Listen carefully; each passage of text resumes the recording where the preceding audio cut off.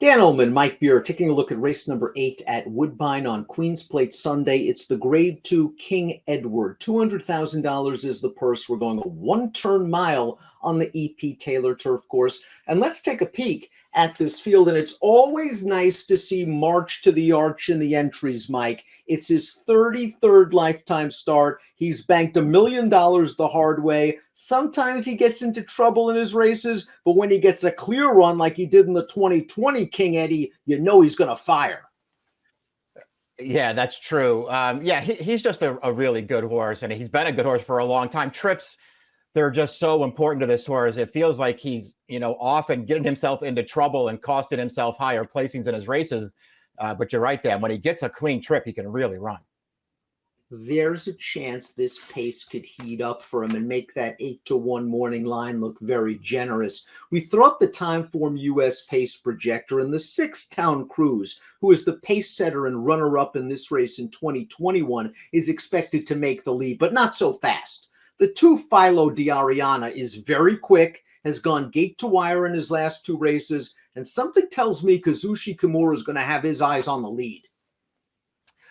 Yeah, I think it's in some ways it's the key to the race, because I looked at it the same way, Dan. I did think that Philo D'Ariana was going to show speed in here.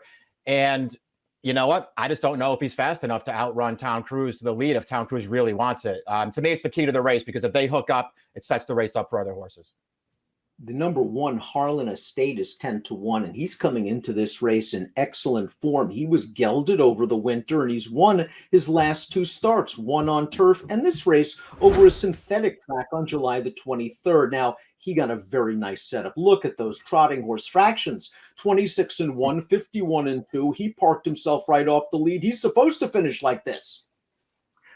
Yeah, he really took advantage here. It is another good performance for him. I'm not going to knock his recent form. His last 2 races are both, pretty good. And it's not like this horse, wasn't a good 3-year-old, Dan. He was. He's just improved as a 4-year-old, but he's done it off of 2, really soft trips. And I thought because of that, it was hard to take him back here as he steps way up in class. But he's tactical enough that maybe he can sort of tuck into another trip, especially if the 2 and the 6 go out of there firing. Maybe Gallardo will have him in behind. Just a consistent horse. He's good on synth. He's good on turf. Classic placed on dirt last year in the Prince of Wales. Here's the now horse, maybe, the 2 Philo D'Ariana.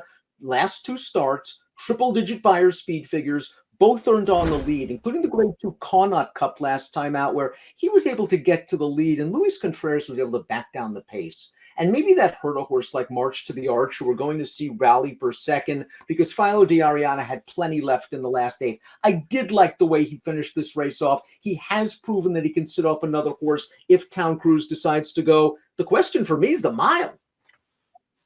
Yeah, I question the mile, and I'll just question whether he can get a soft trip on the lead like he's gotten in his last 2 starts. Obviously they're both fast races. I don't really want to knock him too hard, Dan. He clearly has some talent. But I don't know. I didn't really want him as the favorite coming back off of the race that we just watched there, where, he just had everything sort of handed to him up front, while, March to the Arch ran another underrated race, not only with no pace to run at, but steadying on the backstretch, losing position, unable to get close. And then he just has to rally up the inside through the stretch when it was way too late.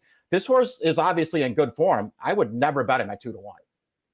You can never count out the number 3 Shirl Spite. This is a horse that came from way out of it to win the Maker's Mark Mile with a triple-digit buyer speed figure. He beat an okay field that day. Last time out, we saw him in the Connaught Cup. He finished 5th, but he broke from the outside post. He kind of got hung up wide while the leader was able to control the pace.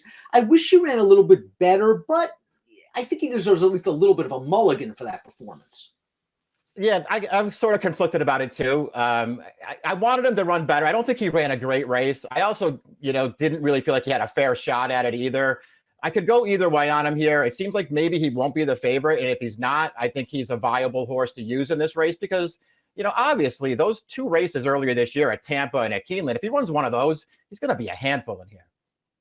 Hadassah, the number 4, won the Prince of Wales last year, the 2nd jewel of Canada's Triple Crown, and now he's sort of reinventing himself as a turf horse, as a 4-year-old. Let's watch this striking optional claiming victory going 1 mile and an 1/8, where they just decided, let's use his speed.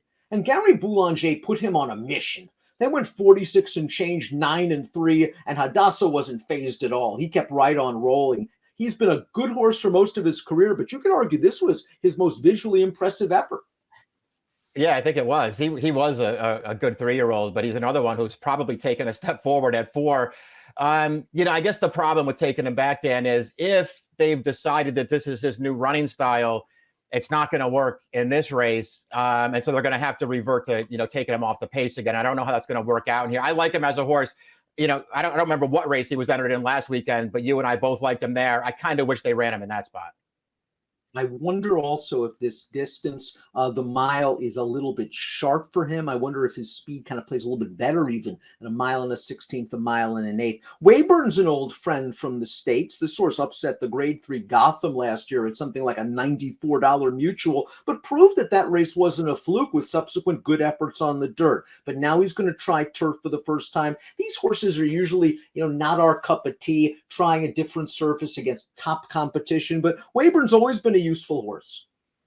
Yeah, he has. And he's not my cup of tea, especially when, there's a chance he gets bet off of his dirt form, which, you really don't want to take horses like that. I think there is a chance that happens. We'll see what kind of price he is, Dan. I do think he has enough turf pedigree to handle the surface switch. And I also think, distance is key for this horse. A 1-turn mile on the grass, it's probably exactly what he wants. Town Cruise, the number 6, wants a 1-turn mile. He proved that when wiring him in a Woodbine mile last year. And that was the last race where he was able to achieve the lead at the pace call. In the Nearctic, they cut him all the way back to 6 on boggy turf, and he just couldn't sprint with those horses early. And then off the layoff in the Niagara, boy, they tested him. 1.25 miles in his first start off the long layoff. He got beat 7 lengths. I bet he gained a lot of fitness off that race. He's running and gunning from this outside post. Yeah, I don't know what was going on last time. That was the fractions that says are unavailable. I got news for you. They were moving in the early part of that race. They were going fast. And this horse was, 8 wide up the backstretch, cutting the pace. I don't know what was going on there. He got really tired in the stretch. His form last year was excellent. He has a lot of speed. This is his distance. And he's a great price on the morning line. Plenty to like you. Top pick time for a really nice edition of the King Eddie. It's one of my favorite races on the Woodbine Stakes calendar every year. March to the Arch might get the setup. He's one of our favorites, and he's going to be running late.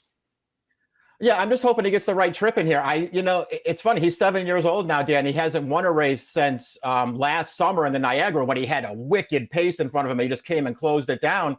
But he has shown since that race that he can still run. I mean, he's come up with several solid performances since then without great trips. If he gets a clean trip in here, he can factor.